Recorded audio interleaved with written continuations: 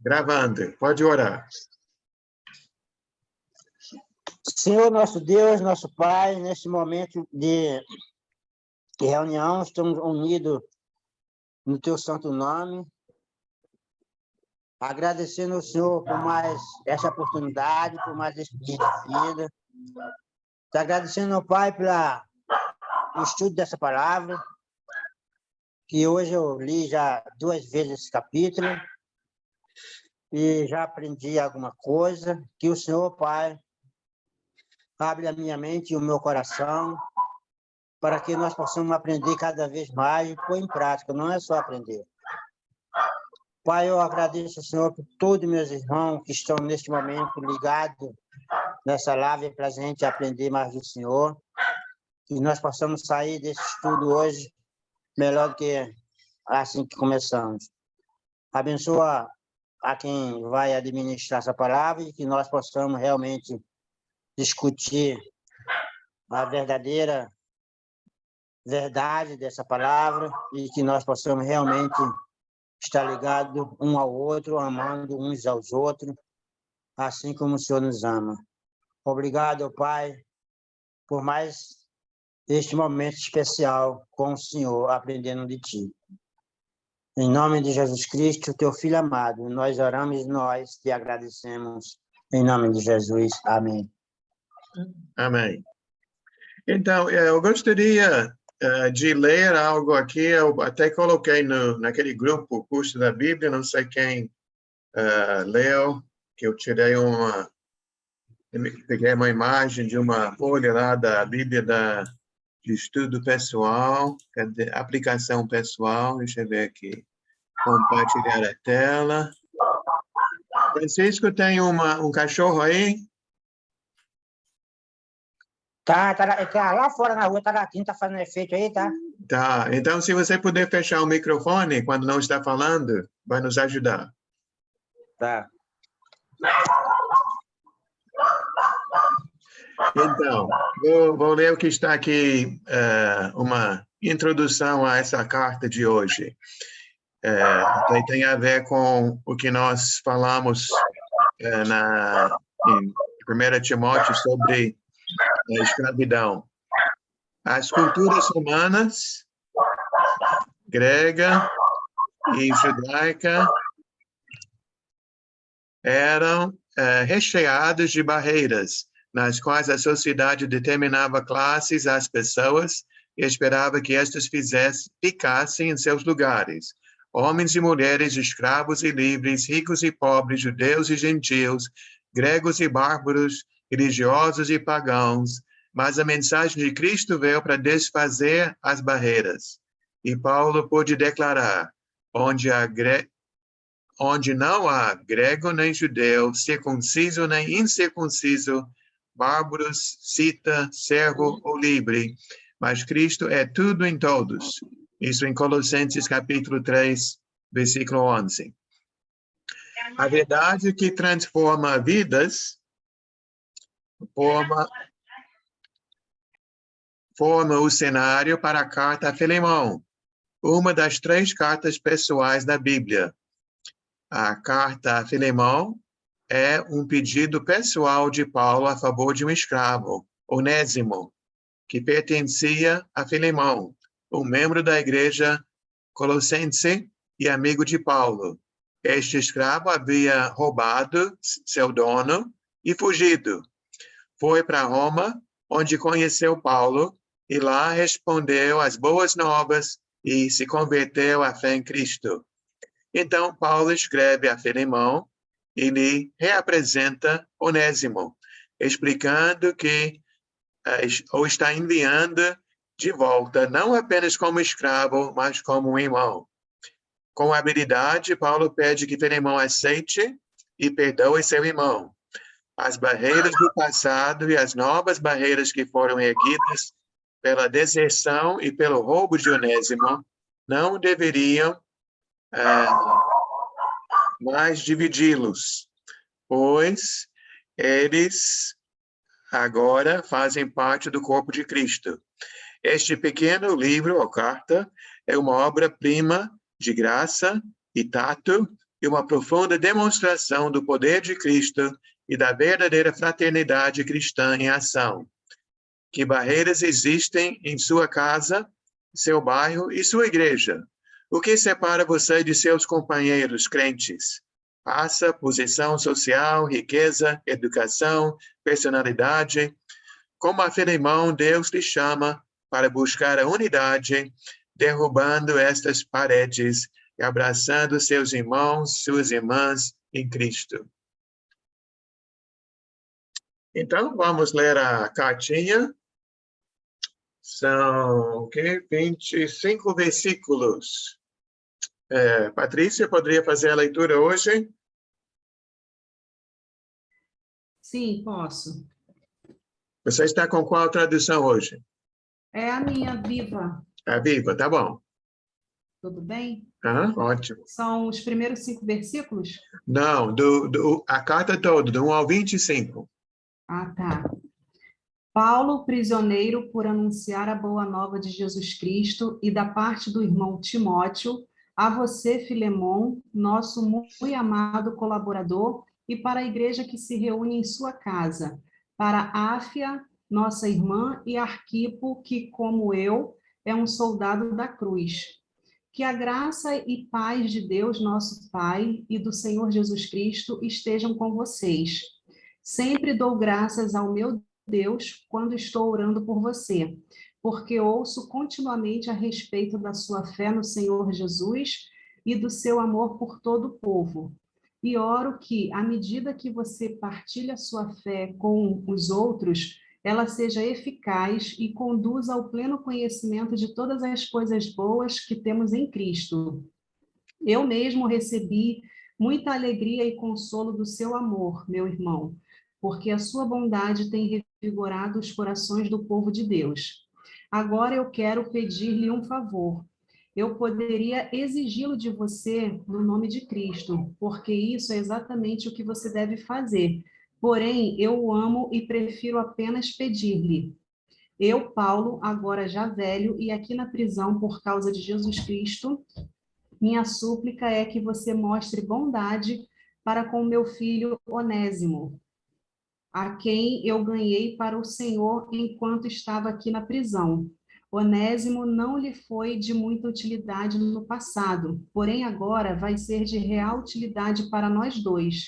Eu estou mandando de volta a você, e com ele vai o meu próprio coração. Na verdade, eu queria conservá-lo aqui comigo, enquanto continuo preso por anunciar o Evangelho, e assim você estaria me ajudando por meio dele, mas não quis fazê-lo sem o seu consentimento.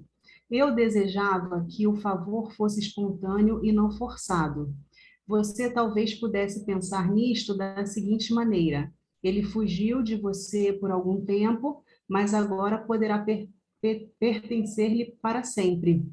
Não mais apenas como um escravo, porém algo muito melhor, um irmão amado, especialmente para mim. Agora ele significará muito mais para você também, porque é não somente um servo, mas também seu irmão em Cristo.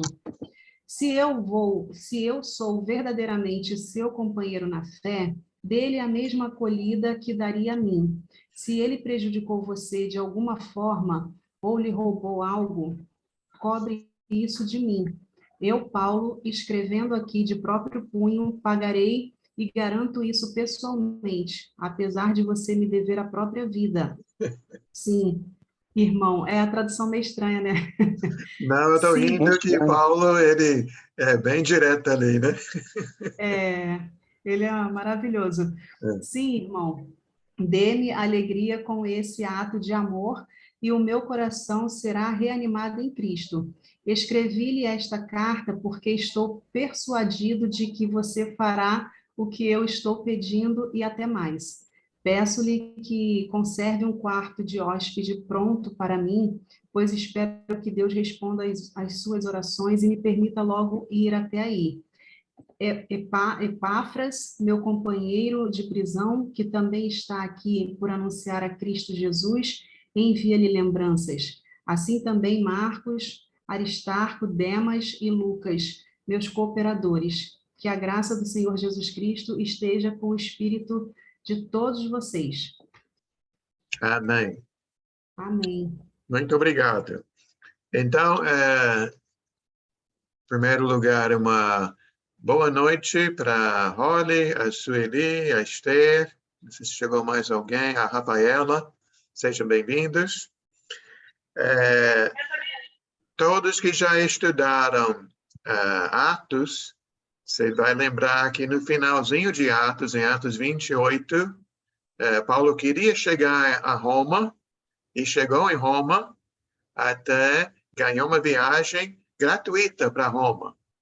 Não foi? Só com uma condição, né? Ele estava preso.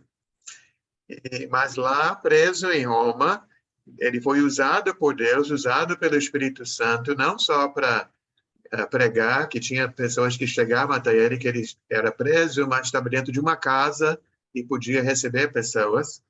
Mas ele também usou esse tempo para escrever algumas cartas, inclusive essa, né, que nós estamos vendo hoje.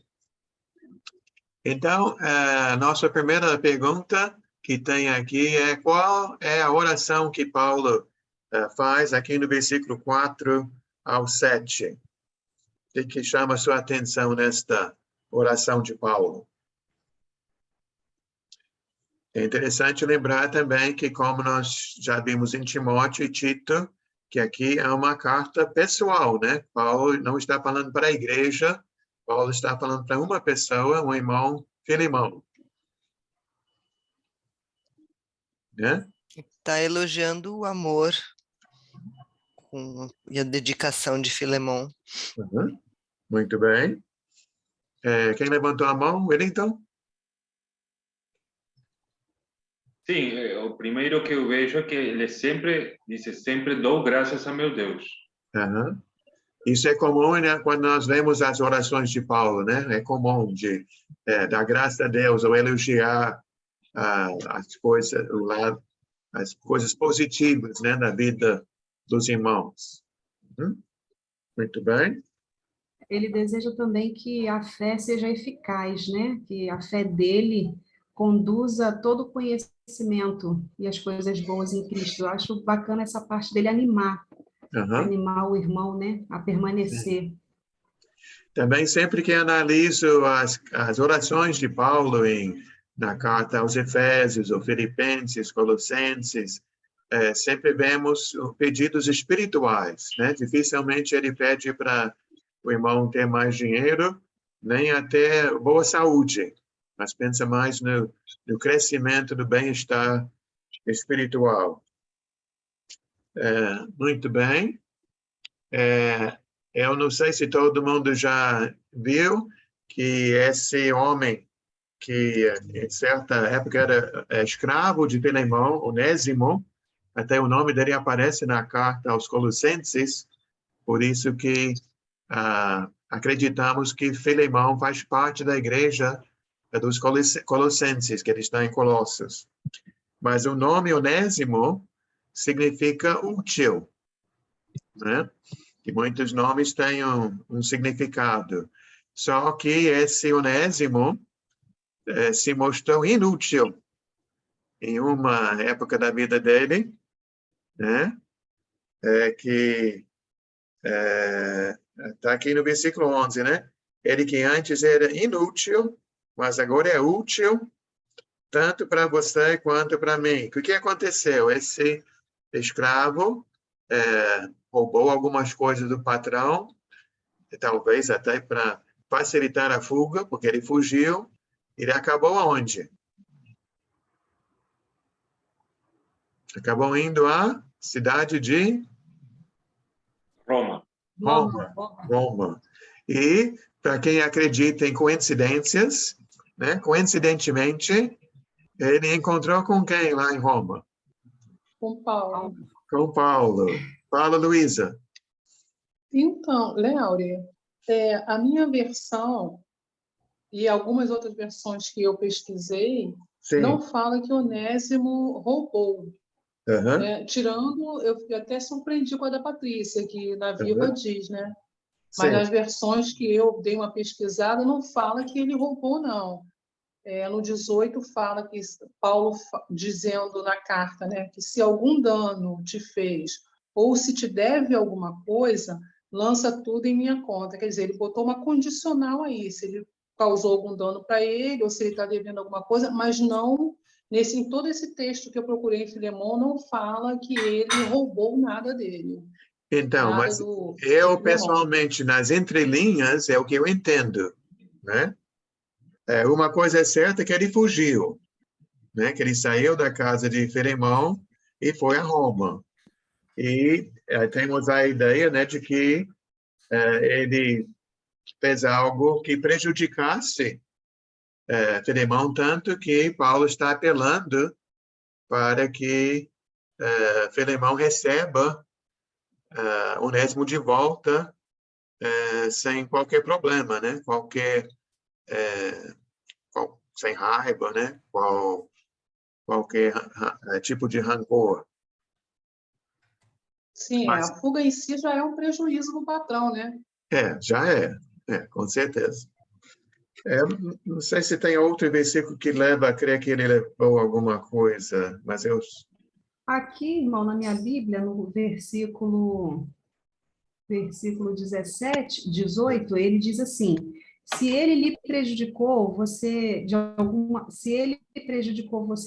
forma ou lhe roubou algo, ele Sim, não está dizendo que roubou, ele diz, ou se roubou, cobre isso por mim. sim. Então, a minha fala se deve alguma coisa.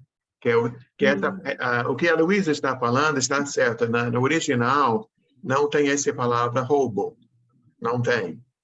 A gente subentende que se ele está devendo, por que está devendo? Porque ele levou. Mas não está escrito nessas palavras, nesses termos. Então, talvez seja melhor não afirmar que foi, né?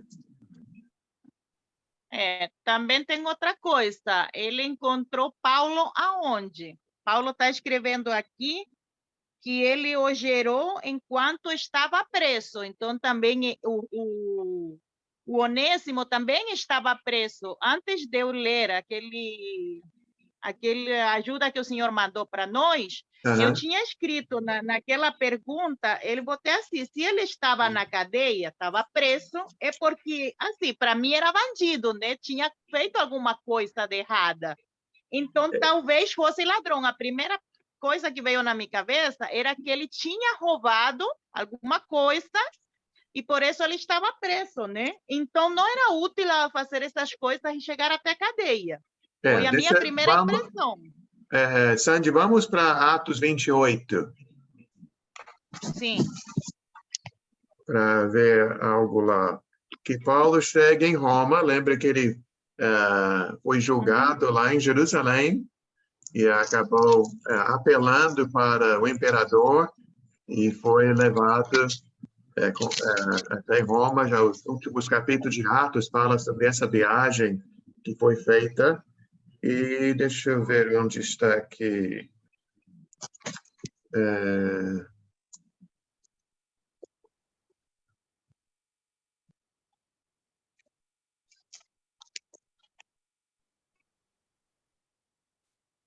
No versículo 17, diz, convocou... não, deve ser... versículo 16. Quando chegamos a Roma, Paulo recebeu permissão para morar por conta própria, sob a custódia de um soldado. Aí, quando vai lendo mais abaixo, ele recebe pessoas nessa casa onde ele está preso. 23. Assim, combinamos encontrar-se com Paulo em dia determinado, indo um grupo ainda mais numeroso ao lugar onde ele estava. E aí recebe várias pessoas. No versículo 30. Por 2 anos inteiros, Paulo permaneceu na casa que havia alugado e recebia todos que iam vê-lo. Pregava o reino de Deus, ensinava a respeito do Senhor Jesus Cristo, abertamente, sem impedimento algum. Então, Onésimo poderia ser uma dessas pessoas visitando Paulo, porque se ele é da casa de Filemão, Filemão conhecia Paulo, Onésimo também já conhecia. Então, ele poderia ter procurado Paulo uma vez que chegou lá em Roma, né? É que, como a Luísa falou aqui na carta, deixa assim, fica muito... como era uma carta pessoal, eles sabiam mais o que tinha acontecido, só que aqui não está muito explícito. Eu também fiquei assim pensando para responder essa segunda parte, eu demorei muito, porque eu não entendia como é que ele tinha encontrado e o que tinha acontecido. Sim, tá bem. Então, acho que podemos afirmar, como diz aqui a pergunta 3, por que Paulo mandou Onésimo de volta para o irmão Filemão? Está no versículo 12, né? Mando-o de volta a você, como se fosse o meu próprio coração. Por que Paulo fez isto? Fátima? Seu microfone, Fátima. Ele fala aqui que ele tanto era útil para ele, para o que ele enviou, como para ele também. Apesar do que ele tinha feito, ele era uma pessoa útil, né? Sim. Mas por que ele não fica, já que esse Onésimo está sendo tão útil, Paulo poderia ter falado, não, eu quero ele aqui comigo.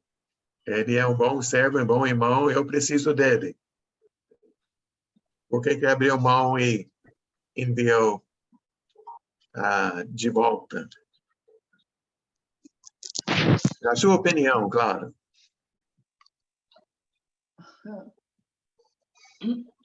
Bom, na minha opinião, eu acredito que Paulo não ficou com ele porque sabia que ele era escravo e ele pertencia a Filemão. Uhum. E ele, como um cristão, e que ele reconhecia as autoridades, ele sabia que o dever do escravo era ficar com o seu senhor. Eu também acho que ele quer fazer todas as coisas de maneira correta, né? Não quer obrigar ninguém a nada. Embora nessas falas que ele tem de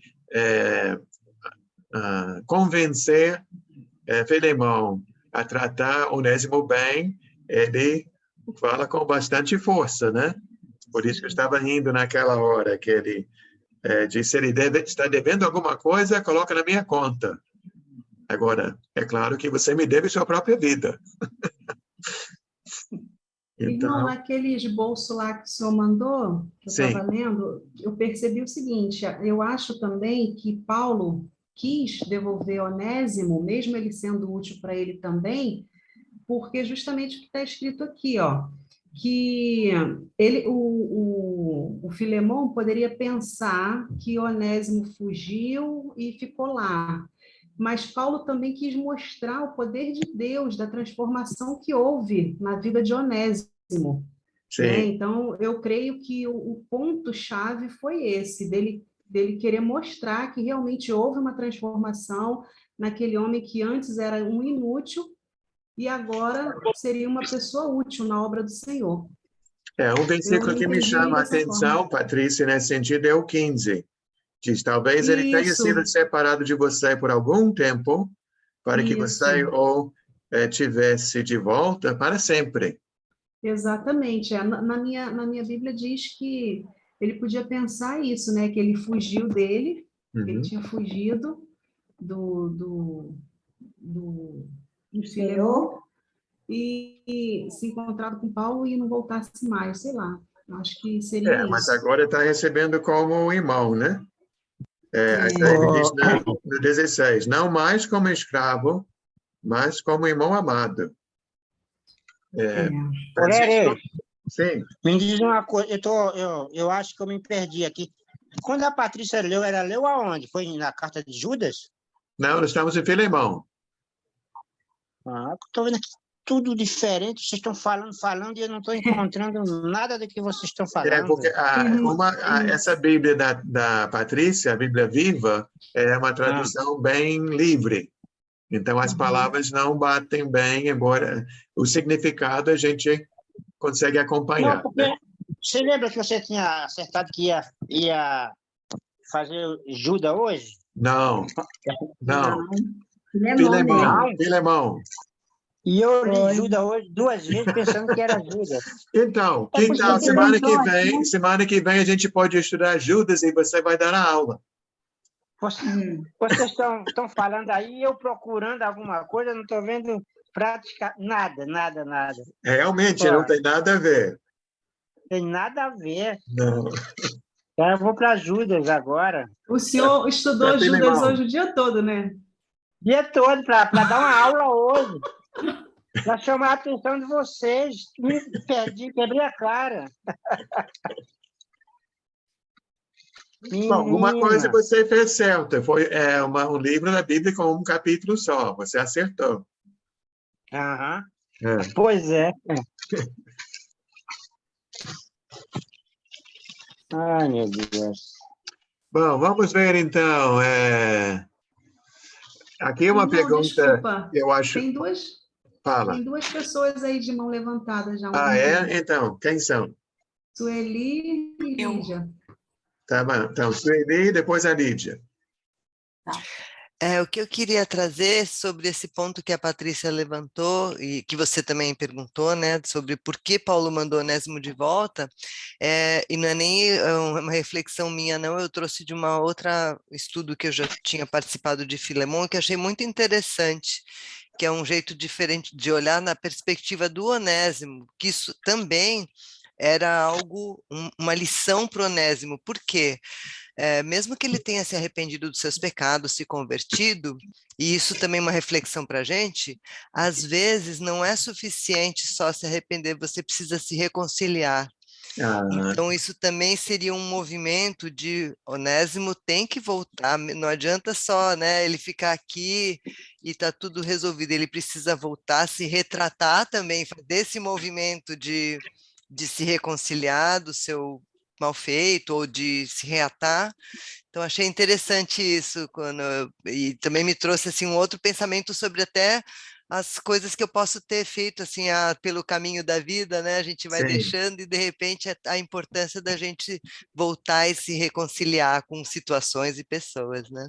Muito bem, porque Paulo não está visando apenas o que é bom para Filemão, mas o que é bom para Onésimo também.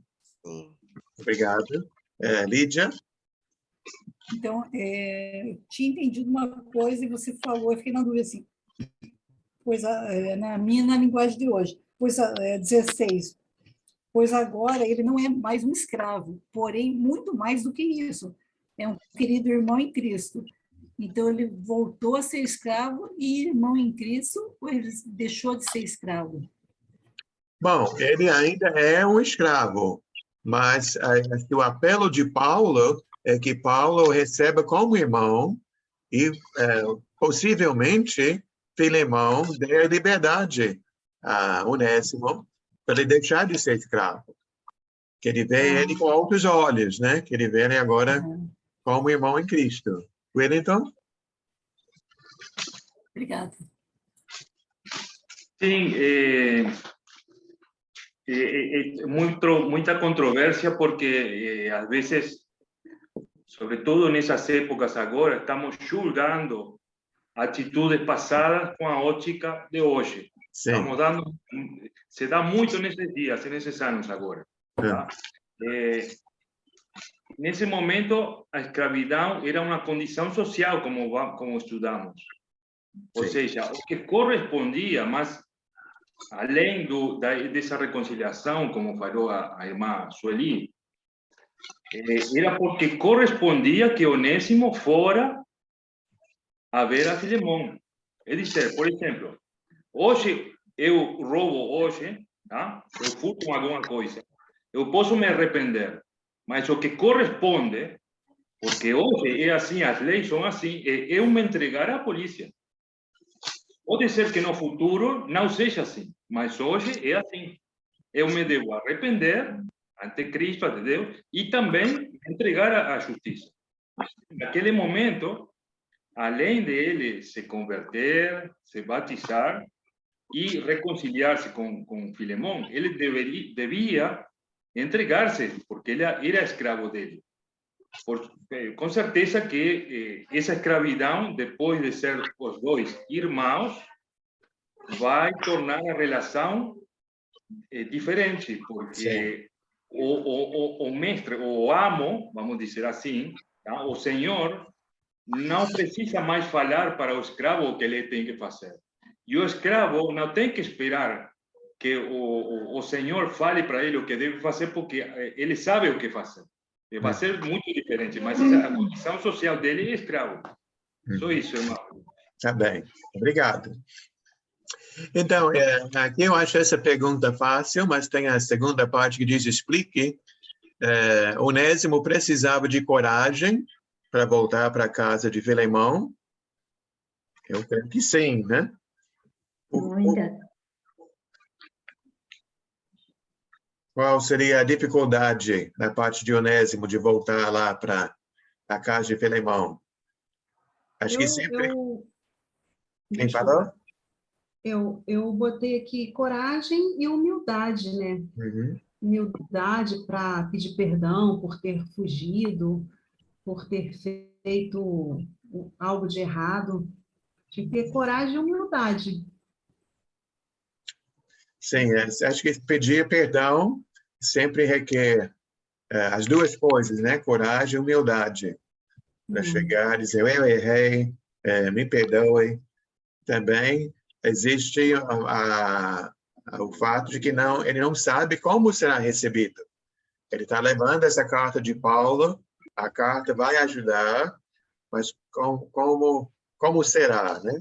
São coisas que ninguém pode saber antecipadamente. E o que vocês acham? Filemão recebeu Onésimo bem? Eu acho que sim, com aquele pedido de Paulo, não tem como não receber, né? Eu fiquei pensando no esboço lá, vendo cada parte, eu pensei assim, meu Deus, eu fiquei um pouco com vergonha de mim, porque eu acho que eu não teria essa fé de Filemão, né, de receber, não sei se eu teria essa capacidade, essa humildade, essa capacidade de perdoar, dependendo do que ele fez, né? Mas, conforme Paulo pediu, e Filemão aceitando, ele mostra a fé em Deus pela transformação de Onésimo e pelo testemunho de Paulo, né? Eu fiquei assim, pensando, será que eu perdoaria? Não sei. Uma Mas coisa eu acho que certa. eu deveria fazer, né? Porque ou eu creio ou eu não creio na transformação. Com o pedido desse que Paulo fez, minha filha, é possível que você não perdoaria. Pois é.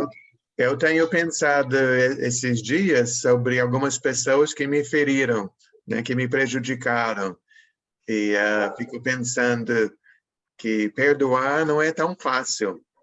Eu quero perdoar, eu sei que eu preciso perdoar, mas ainda existem alguns sentimentos dentro de mim e eu penso, e eu me encontrando com essa pessoa amanhã, qual vai ser minha reação? O que eu vou dizer?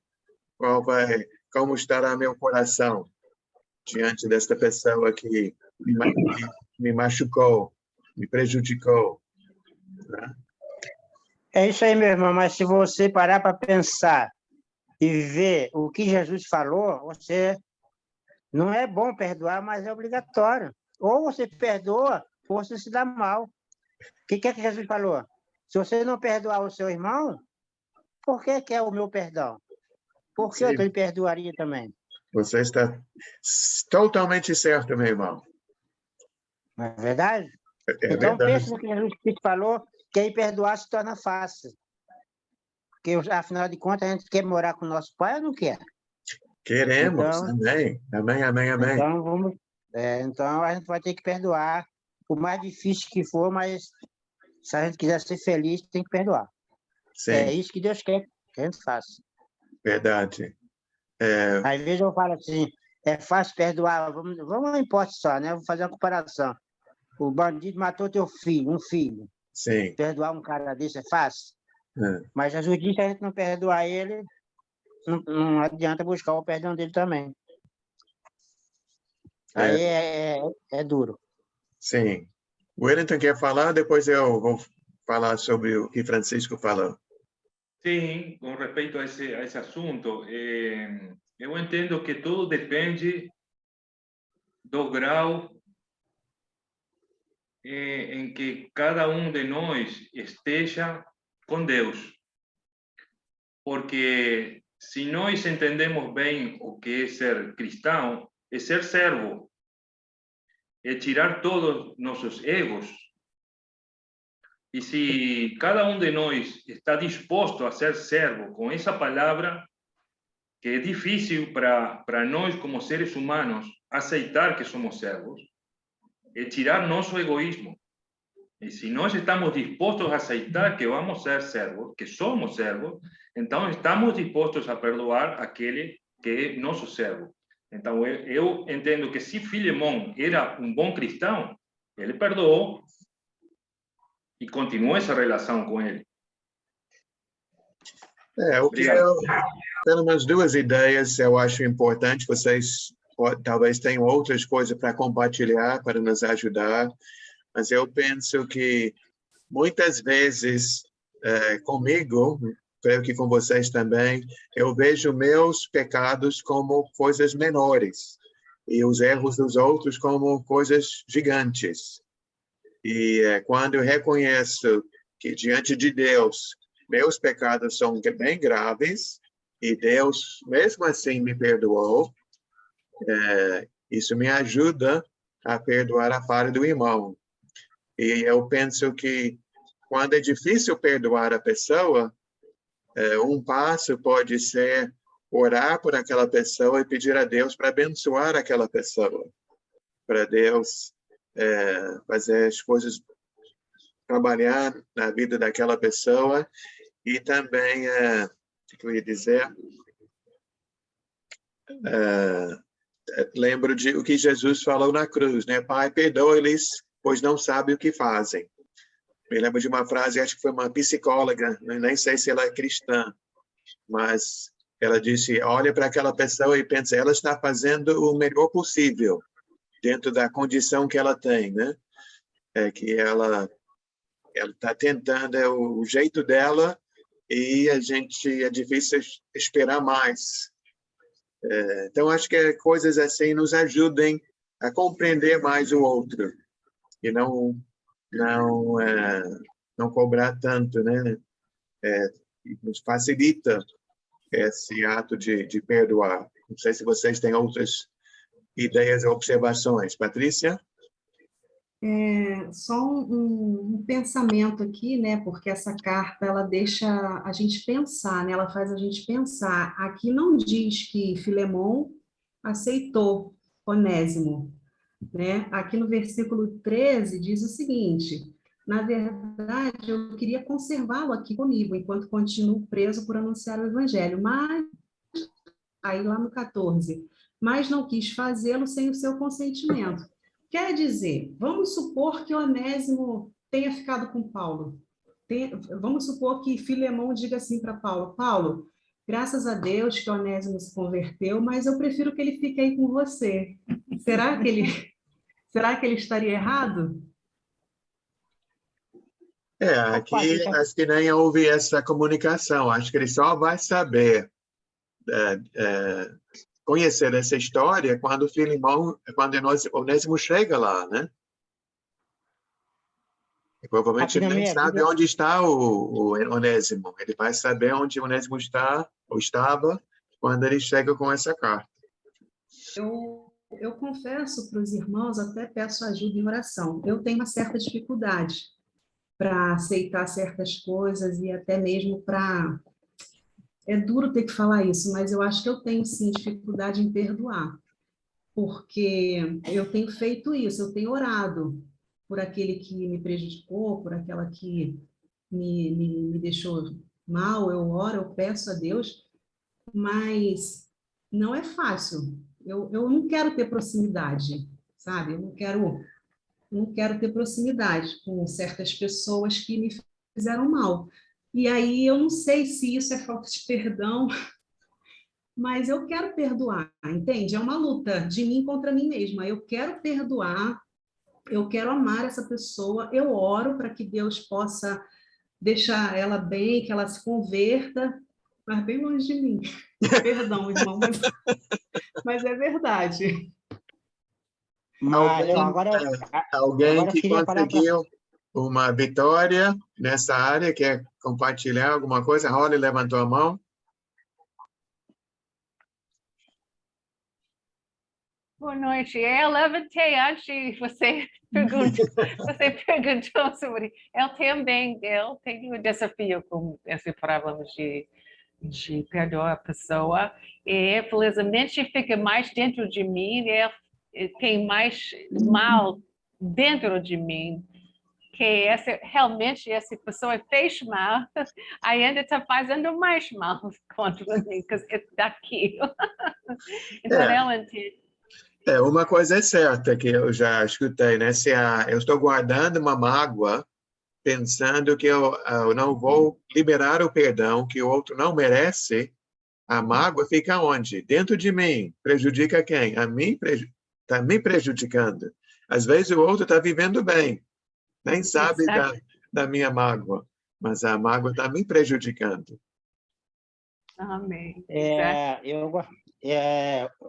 aquilo que eu falei, Patrícia.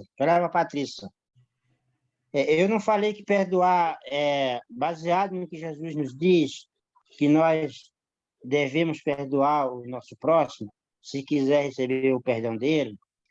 Eu não quis dizer que é fácil perdoar. Mas, na realidade, se a gente pensar na nossa salvação, a gente tem que perdoar. E a gente perdoando, a gente tira um peso de nossas costas. E perdoar também não é dizer que vai querer ficar de lado a lado com aquela pessoa que você perdoar. Você passa a aceitar aquela pessoa como ela é, não ligar mais para aquela pessoa e pedindo sempre a Deus para melhorar a vida dela. Porque se ela se tornar uma pessoa melhor dentro do nosso conceito que a gente acha que ela é, se ela se melhorar, é bom para ela e bom para todos. Então, Jesus, tudo que Jesus faz é bem feito, com um plano realmente com sentido, né? Se você perdoa e ora pelaquela pessoa e a pessoa se melhora, olha que tanto bem para as 3 pessoas. Várias vitórias, né? Isso. Várias vitórias. Muito então, bem. Nós temos que perdoar assim, para a gente também estar de bem com Deus. Porque se a gente não perdoa, fica com aquela mágoa que o Léo falou. Carregar um elefante nas costas a vida inteira. Então, perdoa e fica logo livre. É muito peso. Sueli, depois a Holly.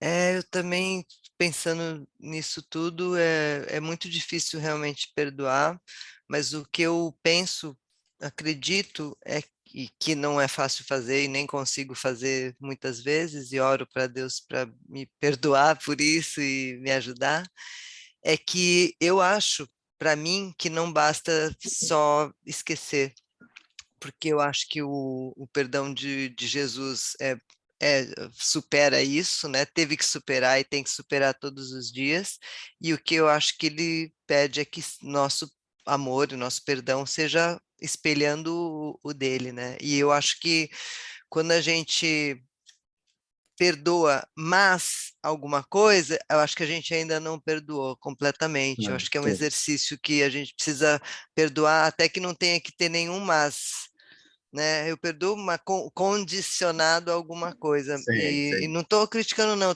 Eu também tenho muita dificuldade, tenho várias questões com isso. Tem pessoas que eu acho que eu perdoei simplesmente porque eu trato bem, porque, né, socialmente, todo mundo até me admira muito, fala, nossa, como que você consegue, que pessoa boa que você é. Eu é que sei o meu sentimento, então, acho que é um desafio muito grande.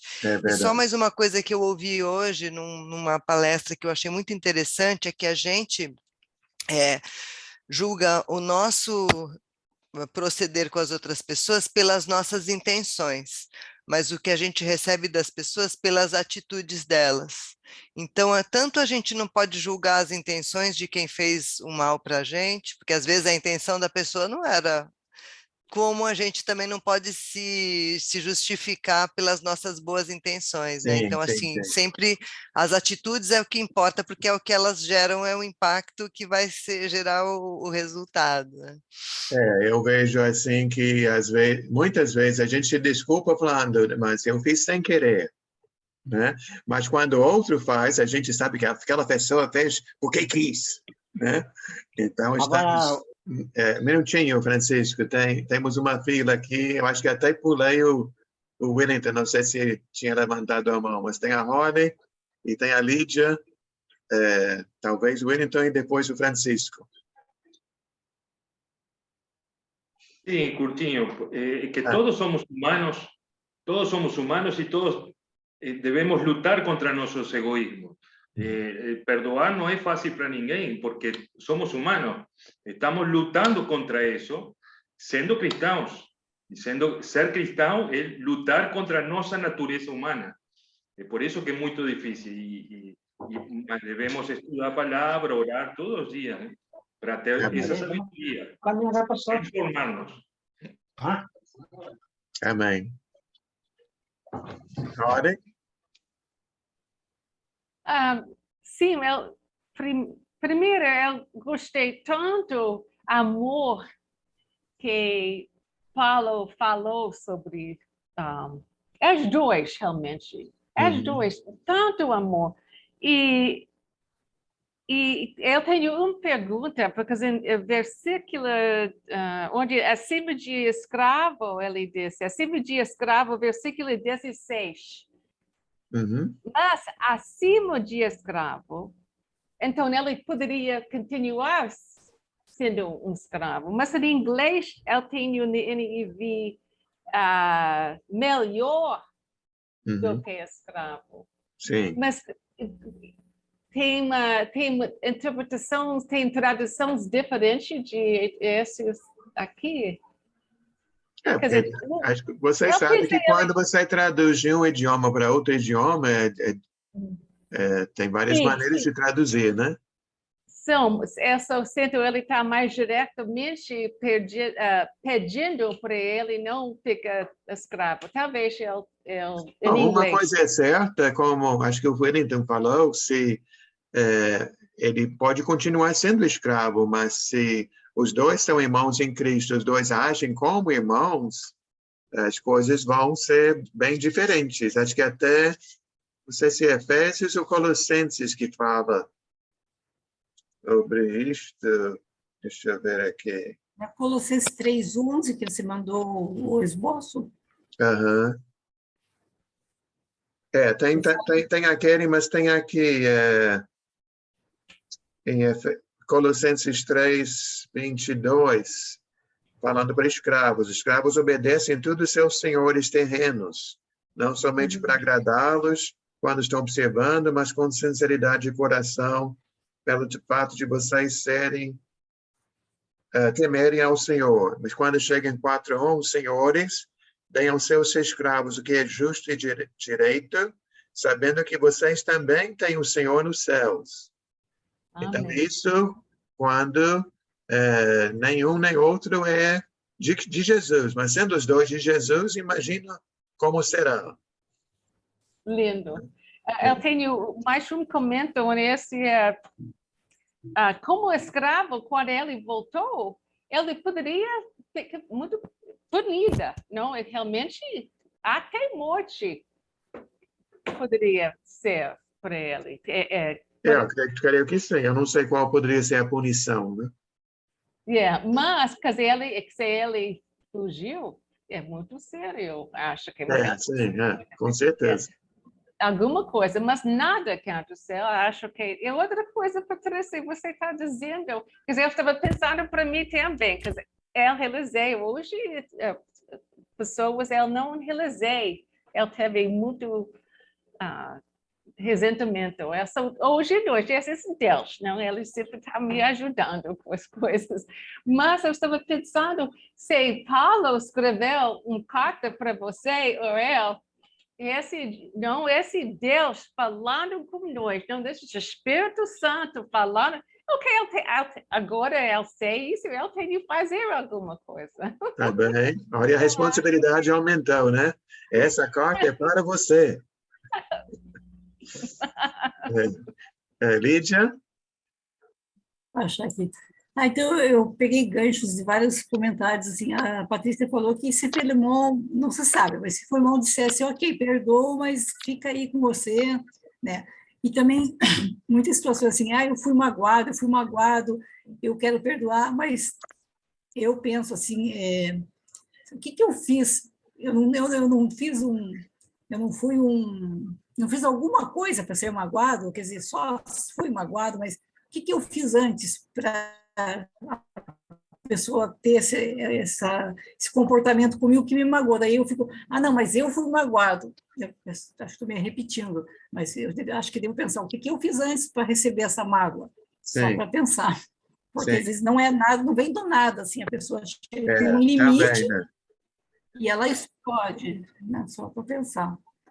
Isso. Até vejo isso no meu casamento, que às vezes eu penso que o que eu fiz foi nada, mas que a minha esposa recebe como uma coisa mais grave, é porque realmente existiu, né? Ela não está inventando. Então, nós, às vezes, não enxergamos nosso comportamento e como o outro está recebendo nossas palavras, nossas atitudes. Agora, falando sobre o perdão sendo difícil, mas possível, uma coisa que eu lembrei, que eu sei de vários casos em casamentos onde houve traição, ou por parte do marido, ou por parte da esposa, e que, pela graça de Deus, houve reconciliação, né? Foi difícil, né? Que a pessoa, se uma traição ou se uma mágoa entre duas amigas ou dois amigos é forte, imagina no casamento, né?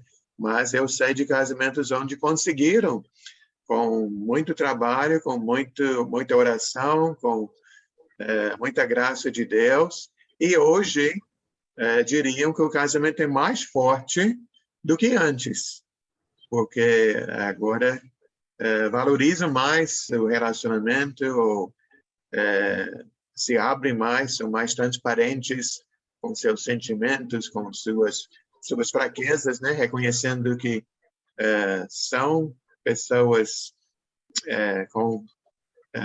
com pecados, com erros, e mesmo assim a pessoa está sendo aceita e amada pela outra pessoa. Que perdão é isso, né?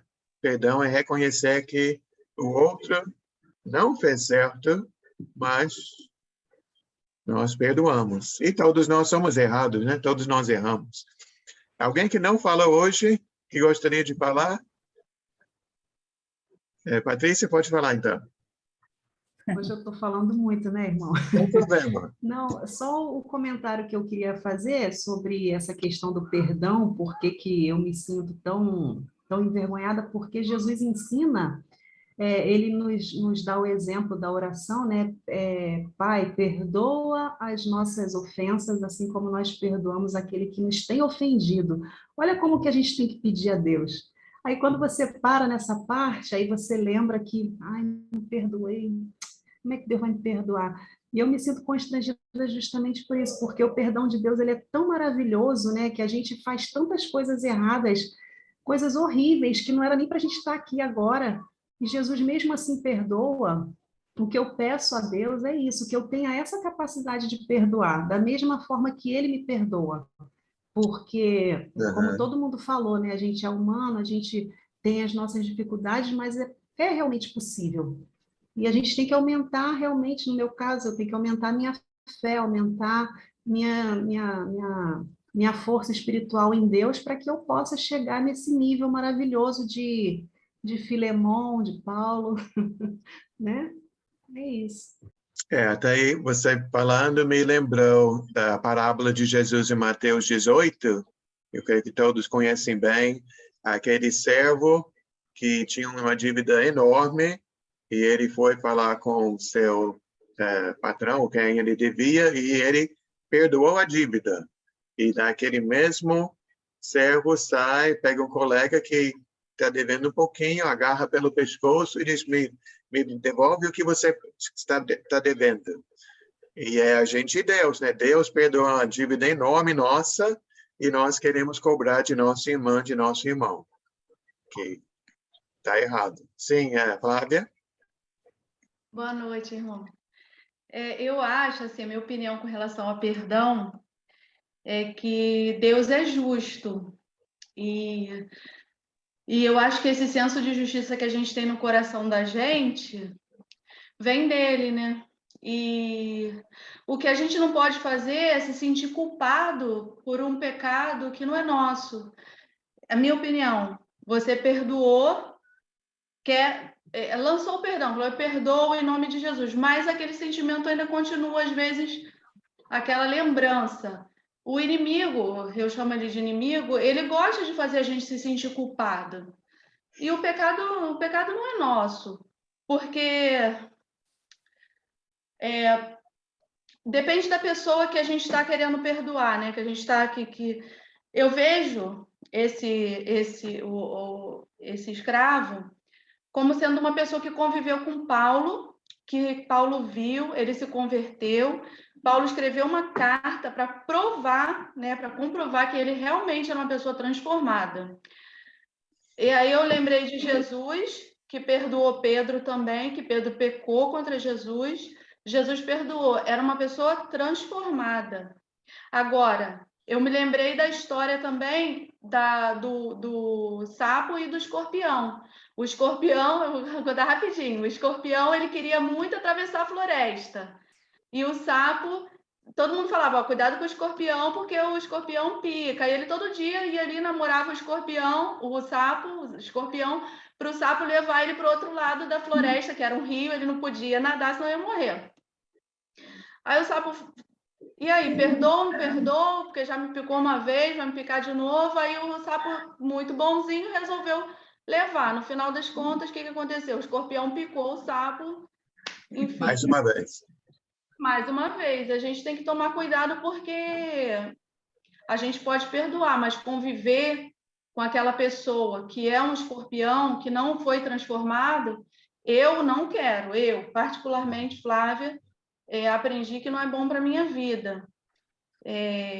Mas eu peço a Deus que transforme essa pessoa, como já aconteceu com algumas pessoas que eu pedi para abençoar. Deus abençoou a ponto de a pessoa até esquecer de mim. Sim.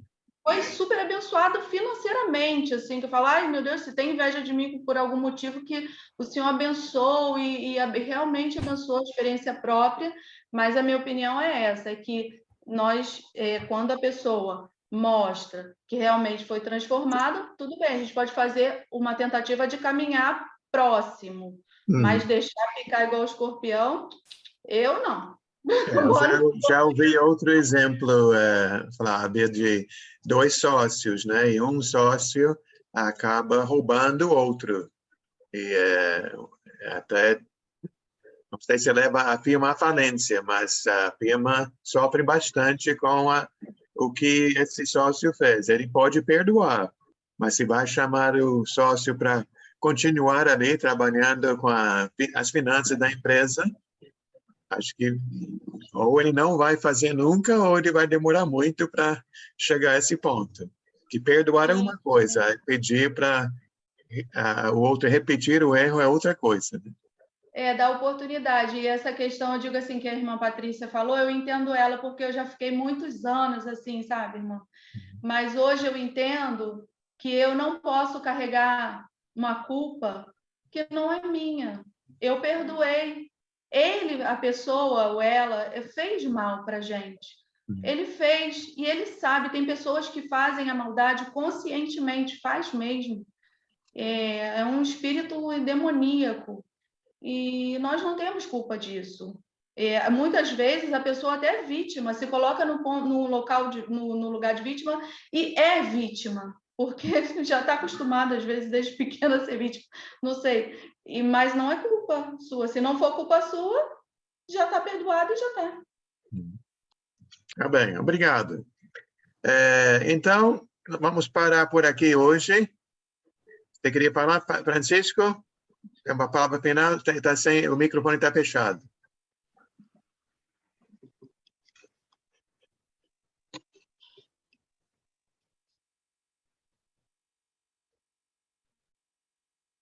Vê aí, seu microfone.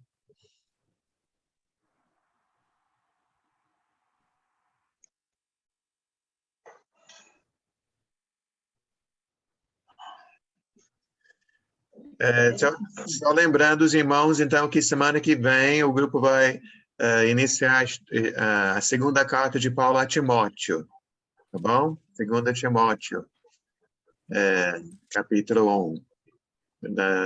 Já vamos estar colocando esboço no grupo. Francisco, não conseguiu? Então, vou orar. Conseguiu. Acho que eu consegui agora. Consegui? Sim. Então, o que eu queria falar é rápido. Sobre a questão do perdão, que é uma coisa que eu tenho em mente, que talvez vocês todos aí não concordem comigo. Esse negócio de, pessoal, de quem perdoa esquece, eu realmente não acredito que dá para esquecer. Dependendo da causa, de repente você até esquece, mas dependendo da causa, você pode tentar viver sem ter ódio, sem ter raiva, perdoou, mas toda vez, meu amigo, que você se encontrar com aquela pessoa, você vai lembrar que aquela pessoa fez aquilo com você. Esquecer por completo, eu acho que nenhum ser humano consegue. Dependendo do erro do outro comigo, até pode esquecer mesmo de uma vez por toda. Mas se for um caso grave, ninguém consegue esquecer. Você pode viver bem, sem carregar mágoa, sem nada. Até falar com a pessoa. Agora, esquecer. Eu tenho um exemplo aqui, Francisco. Não sei se dá para ver. Eu tenho uma cicatriz aqui. Estou vendo. Então, quando em 92 eu fui atropelado e me machuquei ali, também na cabeça e em outros lugares. Eu demorei o dedo. Então, tá vendo? A cicatriz é visível, mas não me atrapalha nada mais, né? O tempo passou, não sinto dor, não me atrapalha. Existe, né? Mas não é um problema. Eu creio que isso é possível. Pecado outra grave, coisa que eu aprendi sobre o perdão, que quem perdoou não busca mais vingança. Sim. Né? Sim. Você não esqueceu, mas você não quer prejudicar o outro. Esquecer mesmo, não esquece, não. Então, esquece. Agora, vamos dizer que esquecimento é problema da mente já. O perdão é de coração e alma, Francisco. O perdão é de coração e alma. E esquecimento é problema da mente. É por isso que ele não esquece, ou esquece ou não esquece. Agora, o perdão é de coração e alma. Muito bem, gostei. Esquecer a mente que já está ruim. Vamos orar para concluir hoje. Oremos ao Senhor. Pai amado, eu quero agradecer ao Senhor por este dia, por esta oportunidade de estarmos reunidos aqui, lendo a sua palavra. Essa carta é um pouco diferente, sendo uma carta pessoal, mas se torna uma história muito viva, é um exemplo muito forte para ver como houve o problema e Paulo está buscando a solução. E nós reconhecemos que a solução está no Senhor, que o Senhor nos ama e o Senhor nos ensina a amarmos uns aos outros. Agradeço, Pai, por todos que participaram hoje, os que falaram, os que não falaram, mas sei, Pai, que estamos aprendendo uns com os outros e nosso desejo é de servir ao Senhor e amar o Senhor e amar uns aos outros. Obrigado, Pai. Trabalhe sempre em nossos corações, nos transformando dia a dia. É nossa oração em nome de Jesus. Amém. Amém. Deixa eu parar aqui a gravação.